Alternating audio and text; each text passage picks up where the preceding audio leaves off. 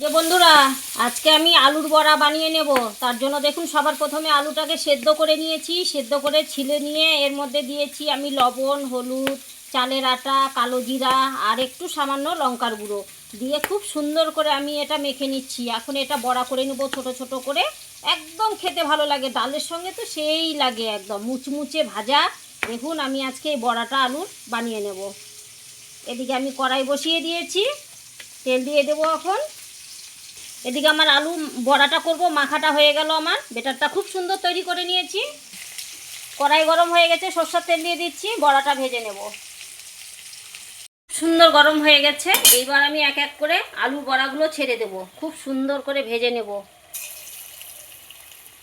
এই আলুর বড়া খেতে যা লাগে না, একদম মুচমুচে, এত ভালো লাগে বড়াগুলো খেতে। ডাল আর এরকম আলুর বড়া গরম গরম, আর কিচ্ছু লাগবে না বন্ধুরা। আপনারাও ঠিক এইভাবে একবার আলুর বড়া বানিয়ে খাবেন। আলু সেদ্ধটা অনেকে খেতে চায় না, না আলু সেদ্ধ ভালোবাসে না। ঠিক যারা আলু সেদ্ধ ভালোবাসে না তাদের জন্য এই বড়াটা বিশেষ করে খুব দরকার। একবার বানিয়ে খাবেন, দেখবেন বারবার লোভ হয়ে যাবে। আপনাদেরও দাদাভাই খালি বলতেই থাকবে আলুর বড়া করো, আজকে আলুর বড়া করো।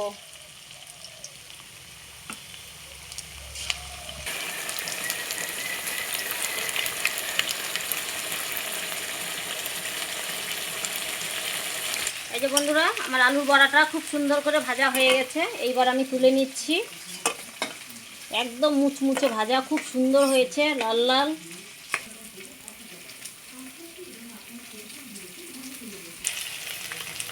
বাদবাকি বড়াগুলো আমি ঠিক এইভাবে আবারও ছেড়ে দিচ্ছি, ঠিক একইভাবে ভেজে নেব মুচমুচে করে।